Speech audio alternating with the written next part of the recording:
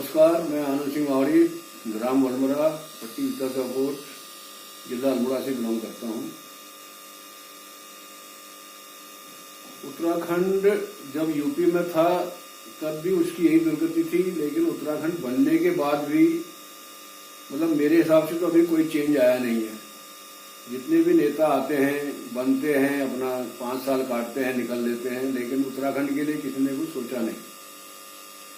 हमारे जितने भी भाई लोग हैं, जितने भी बच्चे हैं, वो सब शहरों में जाके होटलों में काम कर रहे हैं, घरों में काम कर रहे हैं, लोगों की बर्तन मांज रहे हैं, लेकिन अपने बच्चों को कैसे वो पढ़ा लें, लिखा लें, उसके लिए कर रहे हैं। लेकिन प्रशासन ने इस बारे में कभी सोचा नहीं कि इनको रोका जाए। जिसने भी किया अपने लिए किया, अपने क्षेत्र के लिए किया, पूरा उत्तराखंड के लिए किसी ने भी नहीं किया।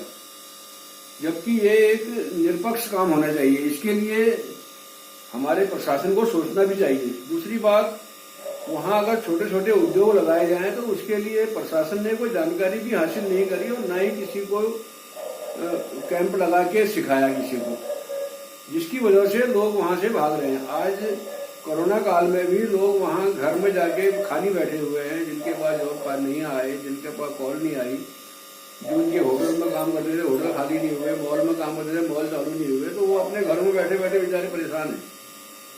और बहुतों के तो घर में कलेश पैदा हो गए घर में बैठने से, कई केस भी हो गए इस मामले में। कई लोगों ने बहुत सुसाइड भी कर रखा है, जो कि पेपरों में कई बार आए दिन आता रहता है कुछ न कुछ। तो मेरा ये मानना है कि प्रशासन को इसमें थोड़ी मदद करनी चाहिए। छोटे छोटे काम जैसे मशरूम की खेती करना है, बांस का उद्योग है, बांस की डलियां टोकरी बना के बढ़िया बढ़िया डिजाइन जो हमारे पुराने हिसाब से बनते थे, पहले के लोग बनाते थे, वो विलुप्त हो गया है एकदम। हमारे क्षेत्र में दवाइयों की बहुत जड़ी बूटियां इतनी जबरदस्त हैं कि उनसे अच्छी अच्छी दवाइयां बनती हैं, लेकिन आयुर्वेदिक जो वैद्य थे, मुझे याद है कि हमारे गांव में एक वैद्य जी थे जो आप बहुत पहले खत्म हो गए, नदियों में ही खत्म हो गए थे वो, इसलिए वो किसी को जानकारी दे नहीं पाए। उनके अंदर इतनी ताकत थी कि वो मरे हुए को 2 मिनट जिंदा करके पूरी जानकारी उठा पाते थे अपने बच्चों के सामने। इतनी उनके पास संजीवनी नाम की दवाई थी। लेकिन अब वो जो नदी में बहने से खत्म हो गए, तो उसके बाद से उनको वो दवाई विलुप्त हो गई है, किसी को पता ही नहीं है। उनके बच्चे भी आयुर्वेदिक डॉक्टर हैं, लेकिन उनको भी नहीं पता कि क्या थी वो चीज, तो वो बता नहीं पाए। तो इस तरह हमारे क्षेत्र में इस मामले में बहुत जानकारियां हैं, बहुत अच्छी अच्छी वो हैं, मतलब दवाइयां हैं, जड़ी बूटियां हैं, जिसके लिए हम लोगों को तो पता ही नहीं है। वो सब रोजगार के साधन जुड़ सकते हैं अगर प्रशासन इसमें कुछ करे। एक से एक आयुर्वेदिक मेडिकल कॉलेज है, वो है, उनसे अगर काम करके वो कैंप लगा के अगर लोगों को जागरूक करें तो सब वहाँ सब रोजगार के साधन हो सकते हैं। अच्छा सर, जैसे कि मैं थोड़ा रोकना चाहूंगा आपको, और आपसे एक छोटा सा सवाल था मेरा। जैसे कि अभी उपचुनाव होने वाले हैं, तो अभी हम पूरे सल्ट में घूम रहे हैं, तो इस उपचुनाव में काफी ज्यादा अभी हमारे एक सुरेंद्र सिंह कंडारी जो हैं, जो उपचुनाव के उम्मीदवार खड़े होने वाले हैं, तो उन्होंने जैसा आप बोल रहे हैं उनकी बात थोड़ी बहुत मतलब मुझे लगता है कि आपके जो बातें हैं उनसे मतलब सोच से मिलती है कि प्रशासन की कहीं ना कहीं कमी है, वो हर अपने उसमें बोल रहे हैं। तो क्या आप चाहते हैं कि आपने सुना है क्या उनको? और हाँ, मैंने कई बार यूट्यूब पे उस पर सुना है, सुरेंद्र सिंह कंडारी जी को सुना है, लेकिन मैं देख रहा हूँ, मतलब मैंने उसको वॉच किया है कि उस बंदे के अंदर कुछ जज्बा है, कुछ करने की ठान रखी है उसने।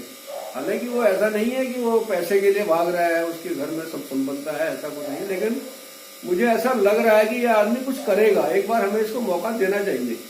अपने क्षेत्र से चाहे हम 6 महीने के लिए जिताए, उसको मौका देना चाहिए। हमने आज तक उसको बाहर वालों को जिताया, अपने हमारे क्षेत्र में कोई नहीं उठा आज तक, चलिए, और उठा भी तो जीता नहीं, लेकिन हमें अपने क्षेत्र वालों को मौका देना चाहिए।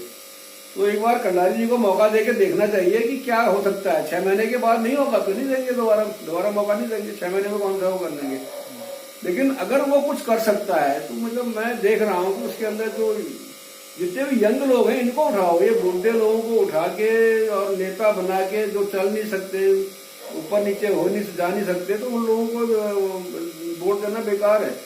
मैं तो यही चाहता हूँ कि जवान आदमी, जवान व्यक्ति को ही उठाया जाए, और वो जो पैदल भी जा सके, पहाड़ों में तो वैसे भी दूर दराजों में जा सके, नहीं लोगों की समस्या सुन सके। अभी जैसे है कि उपचुनाव में ना काफी जवान लोग भी खड़े हो रहे हैं, लेकिन उनके जो वादे हैं और हमारे जो जो ये अभी अभी हम जिनकी बात कर रहे थे कंडारी जी की, सुरेंद्र सिंह कंडारी जी की, उनके जो इरादे हैं और उनके जो दूसरे हैं उनके वादे हैं, तो आपको क्या लगता है कि ये मतलब वो भी यंग है और ये भी यंग है और इनकी सोच में उनकी सोच में आपको क्या लगता है, कुछ है फर्क? वो और व्यक्ति उठ रहे हैं राजनीति के लिए, वो उनकी फैमिली राजनीति से बिलोंग करती है, तो उनसे उम्मीद करना मुझे तो लगता नहीं कोई उम्मीद कर पाएंगे हम उससे, या वो कुछ कर पाएंगे। जैसे उनके बाप दादाओं ने किया वैसे वो लोग करेंगे, क्योंकि उन्होंने सीखा ही वही है। एक नए व्यक्ति को अगर हम मौका दें तो हो सकता है वो कुछ कर सके। अगर नए व्यक्ति को हम मौका देते हैं, हो सकता है वो अपने भविष्य के लिए उस क्षेत्र का विकास कर सके, तो एक मौका देना चाहिए हमें 6 महीने के लिए। चलिए भाइयों बहनों, जैसे कि इनका अपना मत था और इन्होंने जो बताया है कि नए व्यक्ति को एक बार चांस देना चाहिए, क्योंकि जब तक कुछ आप नया नहीं देखोगे ना तो आपको पता नहीं लगेगा कि कुछ बाहर नया भी है। तो इनका ये कहना था, तो इसी के लिए इसी के साथ हम आपसे विदा लेते हैं। आपका बहुत बहुत धन्यवाद सर, आप हमारे साथ जुड़े। तो फिर हम एक नई कहानी के साथ आपके साथ आएंगे, इसलिए आपके साथ नमस्ते।